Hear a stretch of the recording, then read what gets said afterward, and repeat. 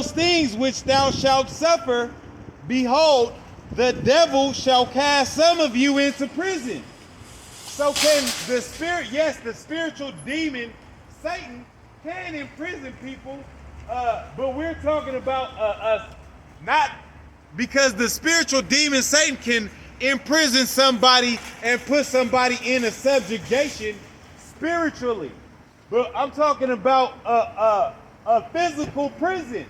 Who builds the physical prisons? Who builds the prisons and the jail systems? Okay? Who has the power and the resources to implement that kind of infrastructure? I'm talking about the prison system. Who built that? It wasn't niggas didn't build that. Spinks didn't build that. It was the white devil, okay? So when we talking about devil, we just talking about deceiver. And what is another thing that he deceived the people with? Believing that there's something called white people and black people. And that was why. Because when you open up the scriptures to who they actually are, okay, they are biblically Edomites. And when you go back to the word Edom, which is the Hebrew word Adawam, that goes back to the word red. So truly they're not white people, they are red people, okay? And who's the people that turn red? When they get nervous, when they get scared. We're talking about a certain race of people that is going to have power and control in the latter times.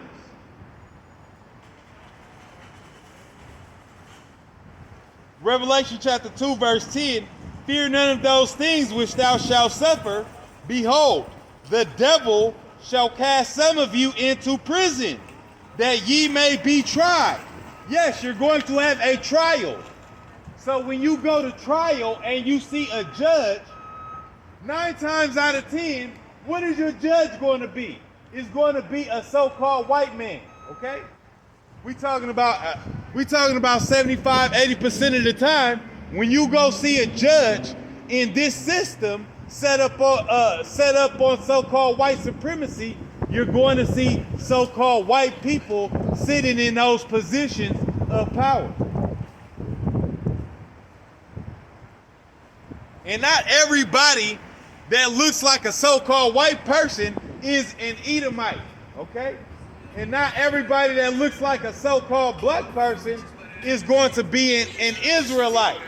But that is one way that you could, that you might could tell, but you actually have to go off of the spirit of a person. Just like when this so-called white man pulled up, I didn't call him a devil until he said he loved the devil. And then I knew in my spirit he was an Edomite. Now let's go to Let's go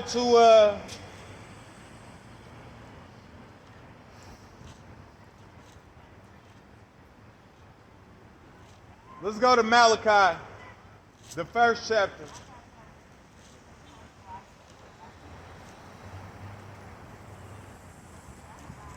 Let's go to Malachi chapter 1.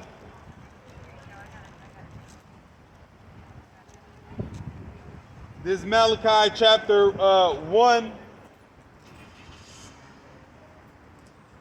verse 3. And I hated Esau and laid his mountains and his heritage waste for the dragons of the wilderness. Whereas Edom, who is Edom? Edom is Esau.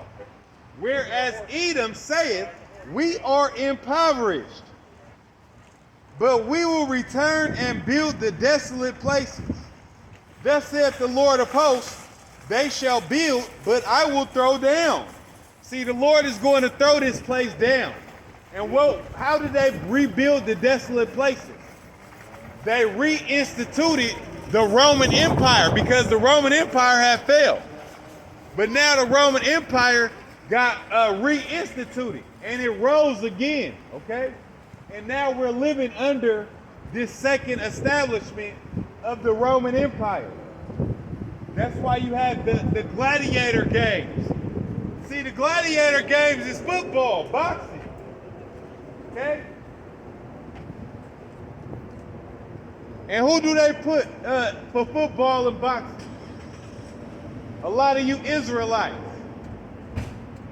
Because I know in boxing, it's mostly Negroes and so-called Negroes and so-called Latinos that dominate that sport. In football, it's a lot of Negroes dominating that sport. So they have your gladiator games. Your UFC goes the same way. A lot of Negroes and Latinos they utilize to make this money off of. What was the symbol for the ancient Roman Empire? The eagle was the symbol. What's the symbol for America? The eagle. What was the symbol for Nazi Germany? The eagle. The Lord said in Matthew the 24th chapter, wherever you see the eagles gathered, wherever you see their carcasses, there shall the eagles be gathered. So whenever you see a bunch of death, you'll see the white folk, the so-called white man is somewhere near. We're talking about the biblical Edomite.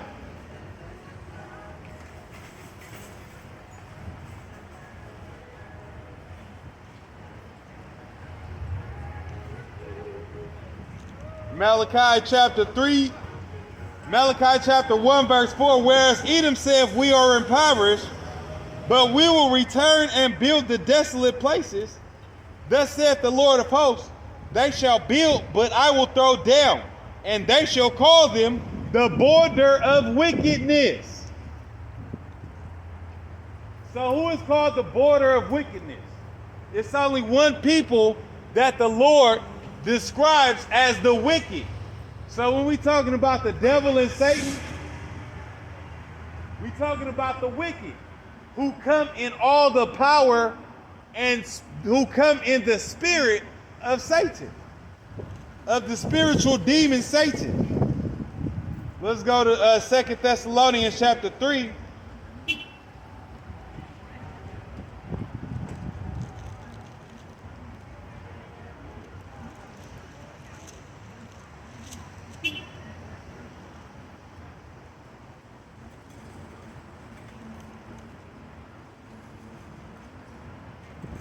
Oh, 2 Thessalonians chapter 2, verse 3, let no man deceive you by any means, for that day shall not come except there come a falling away first. And who fell away? We fell away as a people. The Israelites fell away from their glory, okay? We went into apostasy. We forgot our heritage.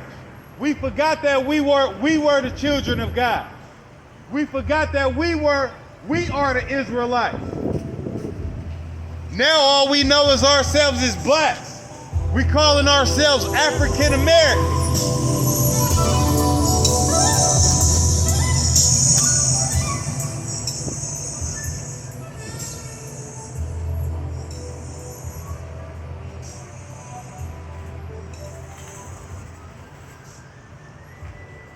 Let no man deceive you by any means, for that day shall not come, except there come a falling away first, and that man of sin be revealed, the son of perdition. So who's the man of sin, the son of perdition? The so-called white man, the biblical Edomite. Already went to Malachi, the first chapter, where it said Edom is the border of wickedness. Esau, Edom is the border of wickedness. and they shall call him the border of wickedness. Okay? And who are the people that implemented all of the wickedness that's in the earth now? Okay? Who are the people that have implemented all of the wickedness that is in the earth now? Even if you go with something as simple as music, who has power over the music and the airwaves? Okay? Who has the power over the music and the airwaves? See, the music could be easily such music as rap and all of the wickedness that gets pushed on the television, that could easily get censored. That could easily stop being pushed. But they push that because they want to make all of the people wicked. They want to push that wicked vibration upon people. So everybody's minds be perverted. They want to push perversion on people.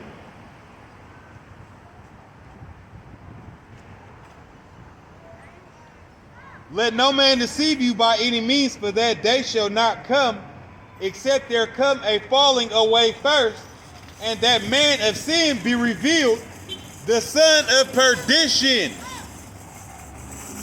who opposeth and exalteth himself above all that is called God, or that is worshipped, so that he as God sitteth in the temple of God, showing himself that he is God. Remember ye not that when I was yet with you, I told you these things? And how is one way? See, this had already happened, but how is another way that they're going to sit in your temple? How is one way that they're going to sit in the people's temple? Your temple is located on your head. And we just read about the mark of the beast being put in people's foreheads and in their right hands. And your body is your temple also. See, this new world order is going to come with a new government system. It's going to come with a new financial system, and it's going to come with a new religious way of life, a new religion, okay? And that religion is going to be under this beast system, okay?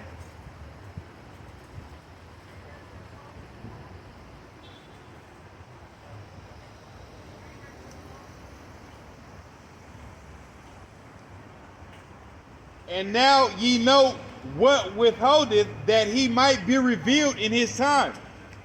For the mystery of iniquity doth already work. Only he who now letteth will let until he be taken out of the way. So all we wait for is for the Lord to come and take this so-called man, the so-called white man, out of power. Because when we're talking about the kingdom of heaven, that's the Lord's people coming back into power, the so-called black man, the so-called Latinos. But the Lord's people are scattered all over the earth, and they look like all types of people. But the Lord is going to sift who the elect of his chosen people are. And he's going to bring them into this new rulership, okay? And this new rulership is going to be the institution of the kingdom of heaven.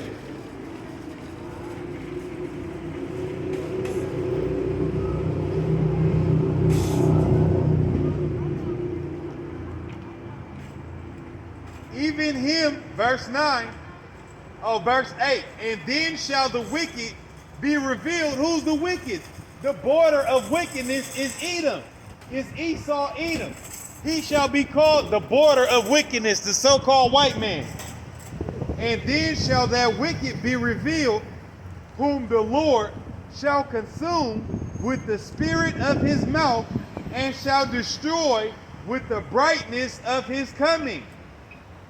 Even him whose coming is after the working of Satan with all power and signs and lying wonders, and with all deceivableness of unrighteousness in them that perish, because they receive not the love of the truth, that they may be saved.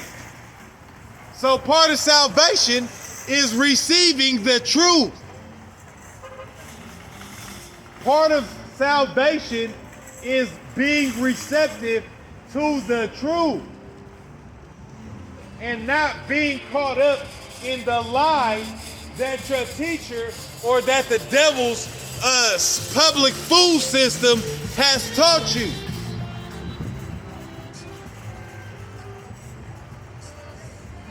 And guess what? When you watch TV, what is that called? That's called programming. It's called a program. And what is a program? A program is to push propaganda so it can mold your mindset. So when they say a program on television, it's because they want to program your thinking, okay? And that's part of teaching you.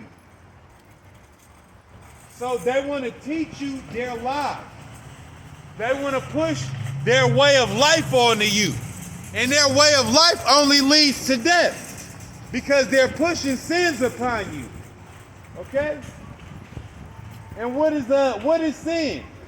Sin is the transgression of the law. Whose law? The law of the Lord. Thou shalt not steal. Thou shalt not kill, in which kill is murder. Thou shalt have no other gods before the Lord Yahweh. Okay? And with the acceptance of the mark of the beast, that's putting another Lord before the God, before our power, whose name is Yahweh. And that's a sin unto death.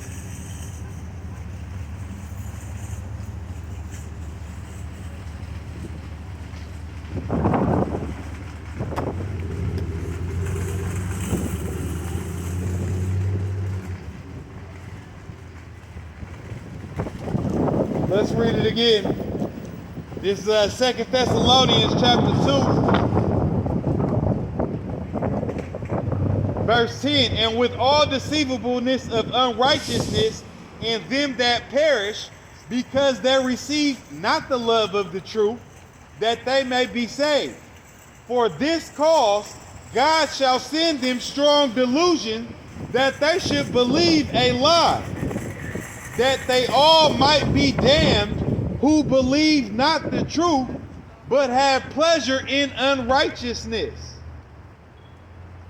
But we are bound to give thanks always to Yahweh, Bahashim Yahushai, for you, brethren, beloved of the Lord, because Yahweh hath from the beginning chosen you to salvation. So also part of salvation is to be chosen from the beginning. So that means your fate is already sealed before you are born, of whether the Lord is going to choose you to salvation, whether you're going to get caught up in the lies of the so-called white man, whether you're going to believe the truth when you hear it, or whether you're going to take lies and that's going to be your truth. Just like a lot of people are caught up, even in this day and age, you cannot tell a lot of these people that your so-called Jesus is a black man because they've already been programmed to see. They've already been programmed through the damn devil, through the white man, that the Lord is white, which is a lie because they haven't accepted the truth, because they haven't opened up the scriptures.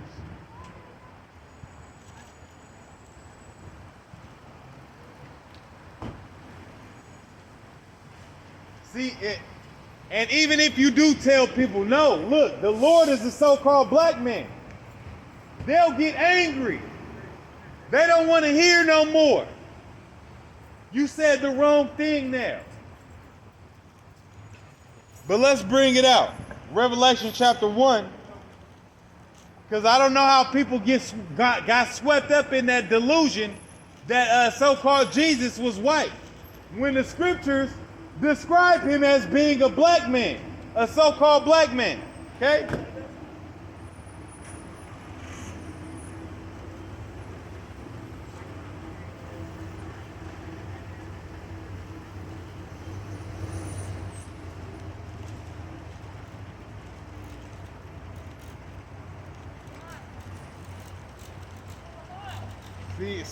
See, I had some listeners. I think I might have just took it a little too far when I said the Lord is a so-called black man.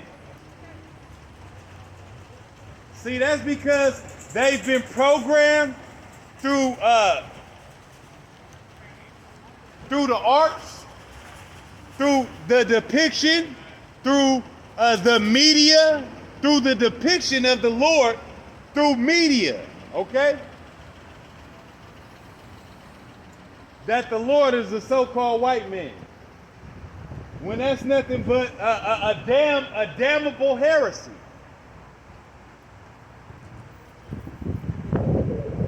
This Revelation chapter 1,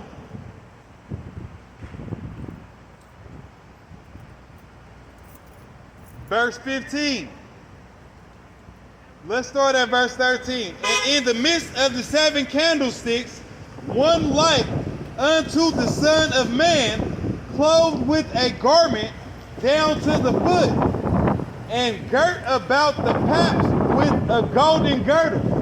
So he had like a chest plate that was gold. Okay? His head and his hairs were white like wool. So now we get into color. So his hair was white. Just like how you see an older person's hair, when a person who's older, their hair turns white. His head and his hairs were white like wool, as white as snow, and his eyes were as flames of fire. So he had red eyes. And he had a very intimidating, very hard stare about him. And he had in his right and his feet like unto fine brass, as if they were burned in a furnace. So if you look at the Lord's feet, his feet were like the color of brass, burnt in a furnace. So what happens if you put a penny in the oven? Or if you put a penny on the stove top? It's going to turn dark. What happens if you put a penny on the stove top? See, that brother right there is the same color as a penny. I would be the same color as a penny. That brother right there would be the same color as a penny. But what happens if you put it in a fire? What happens if you put a penny in a fire? It's going to turn black. So the Lord was a very dark-skinned man with hints of brown in him. Okay? Just like how if you see a very dark-skinned person like Wesley Snipes, they're going to be dark-skinned, but they're going to have those hints of brown in them. Those copper-color hints, that little copper-color complexion in them.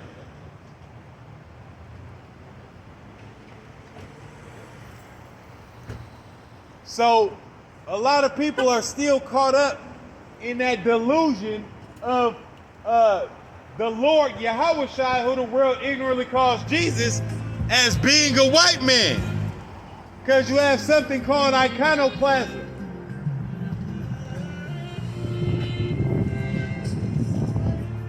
Job chapter 9, verse 24.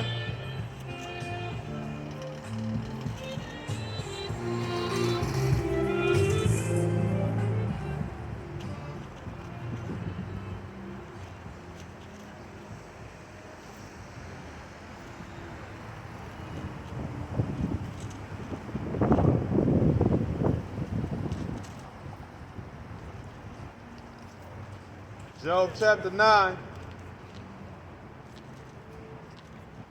verse 24. The earth is given into the hand of the wicked. He covereth the faces of the judges thereof. If not, where and who is he? So, who is covering up the faces of the judges? Who is the ultimate judge? God is the ultimate judge. The Lord, Yahweh, and his son, Yahweh Shai, is the ultimate judge. How was his face covered? By through the media portraying him as a so-called white man. That's how you cover up the face.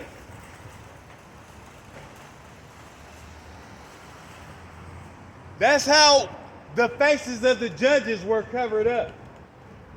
By showing angels as so-called white people. By showing who y'all call Jesus Christ as a so-called white man. When the Bible definitely describes him as a so-called black man. No, he was not an Arab. He did not have Arab features.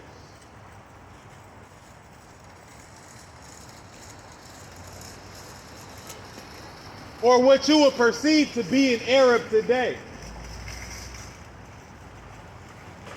He was a so-called Negro.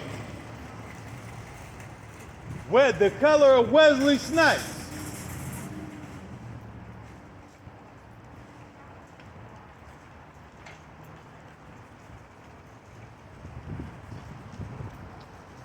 Who was Solomon? King Solomon. King Solomon was the color of Wesley Snipes. So how did we get a white Jesus then? Why? I'm going to read it again. Job chapter 9, verse 24.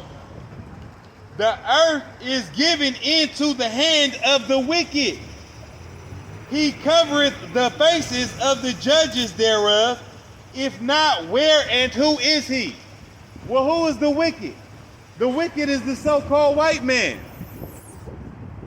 Everybody's dad had, or one of their uncles used to use that term, the white devil.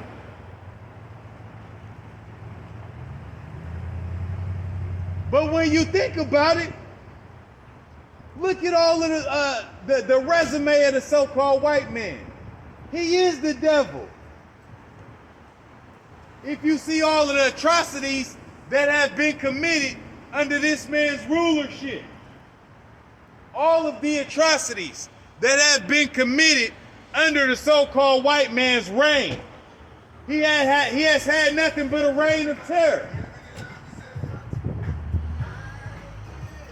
So when the scriptures say that that Esau Edom is the border of wickedness, guess what? All you got to do is look up the so-called white man's resume.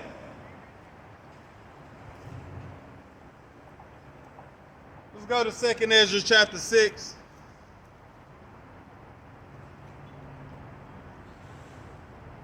How was America gotten? Huh? Was it gotten through righteous decrees?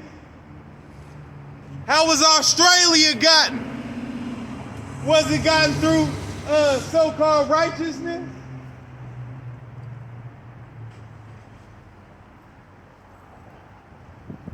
How was Europe even gotten?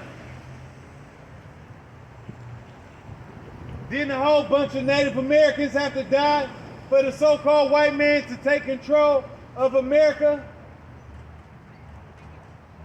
Didn't a whole bunch of Negroes have to die for the white man to so-called build up America? So when we're talking about the devil, okay, when we're talking about the border of wickedness, you're talking about the so-called white man. When your grandpa used to use that term, the white devil, why? Because he knew more about the so-called white man's resume than you did. And it don't take a genius to know about the history that is already recorded, to understand how this the so-called white man got into rulership.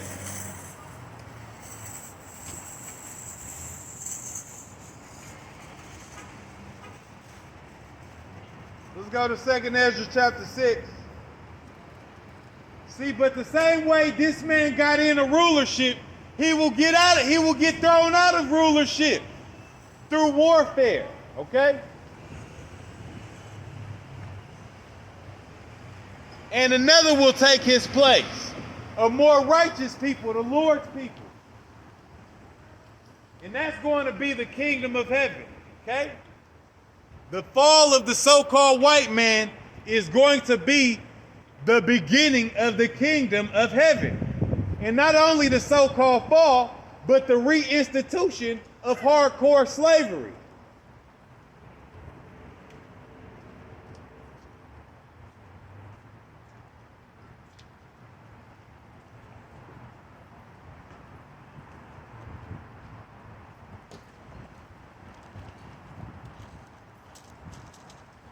And not only is the so-called white man going into slavery,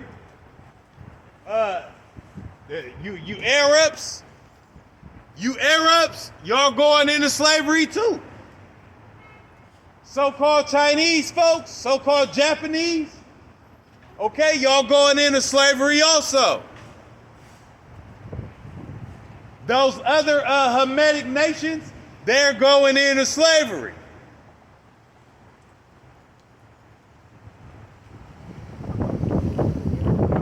And that's going to be the establishment of the kingdom of heaven.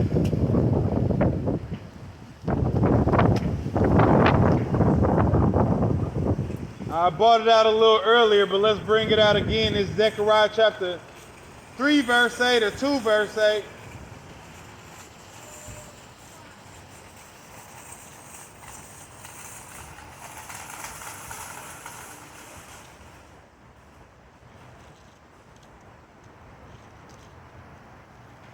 See, and this is all Bible prophecy. When I say slavery is about to be reinstituted, that's a Bible prophecy. I'm not just sitting out here speaking out the side of my mouth. When I say the white man's going into slavery, thus saith the Lord. When I say the so-called Chinese man's going into slavery, thus saith the Lord. The so-called Arabian, he's going into slavery, thus saith the Lord. Anybody that had to do anything with the so-called transatlantic slavery, they're going to go into slavery. Because they touched the apple of the Lord's eye. They didn't know who they was. Well, a couple of them knew.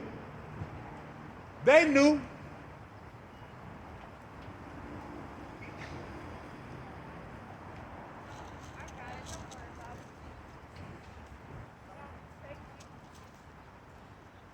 Let's get it.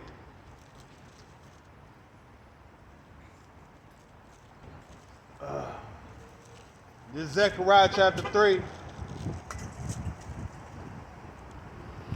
verse 8. Zechariah chapter 2, verse 8.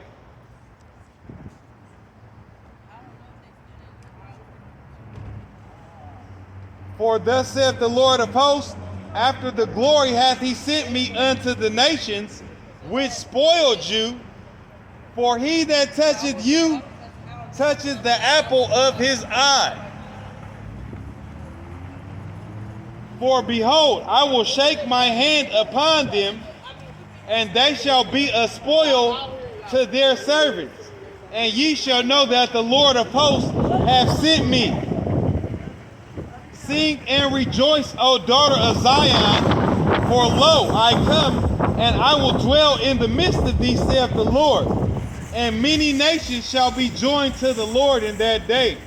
And that's going to be the 12 tribes of Israel are going to be joined unto the Lord in that day. And I will dwell in the midst of thee, and thou shalt know that the Lord of hosts hath sent me unto thee, and the Lord shall inherit Judah, his portion in the Holy Land, and shall choose Jerusalem again. Be silent, O all flesh, before the Lord, for he is raised up out of his holy habitation. So the Lord is going to raise up on the 12 tribes of Israel's behalf, but more so on the elect of the 12 tribes of Israel.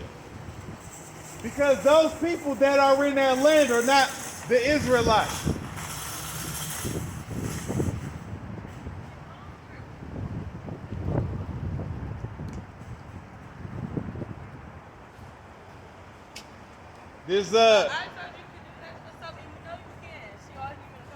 This First Thessalonians.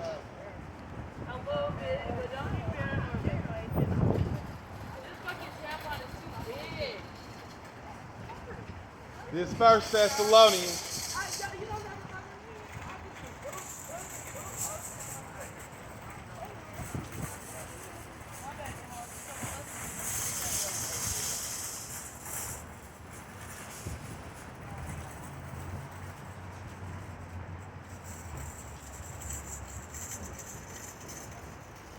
This First Thessalonians chapter 1, I think.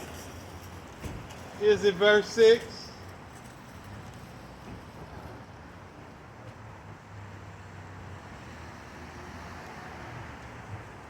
Or is it Second Thessalonians? First Thessalonians?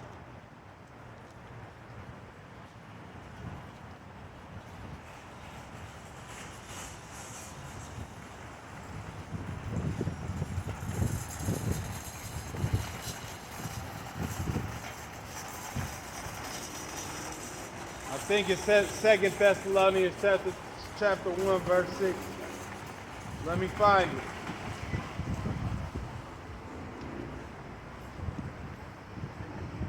Second Thessalonians chapter 1, verse 6. Seeing it is a righteous thing with God to recompense tribulation to them that trouble you. So who's been troubling you, Negroes? I'm talking about on a wide scale. Who's your enemy? See, it is a righteous thing with the Lord to recompense. And what is recompense? That means to recompensate. What is to recompensate? That means to pay back. You know, James Brown had that song called The Big Payback. Okay? Well, guess what? It's about to be a big payback on the so-called white man. Seeing it is a righteous thing with Yahweh to recompense